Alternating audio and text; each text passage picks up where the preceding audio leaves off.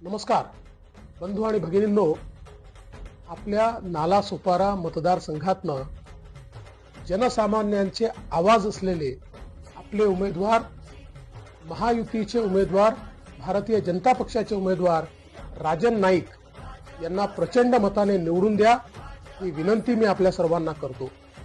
आपल्याला कल्पना आहे या मतदारसंघातली निवडणूक ही धनशक्ती विरुद्ध जनशक्तीची निवडणूक आहे आणि जनशक्तीचे प्रतीक असलेले राजन नाईक एक सामान्य कार्यकर्ता ते एक नेता अशा प्रकारचा प्रवास करणारे राजन नाईक, ज्यांनी खऱ्या अर्थानं गेले अनेक वर्ष संघर्ष केला, सामान्यांकरता लढा दिला, असे राजन नाईक आज या ठिकाणी आपल्या समोर उमेदवार म्हणून आले आहे।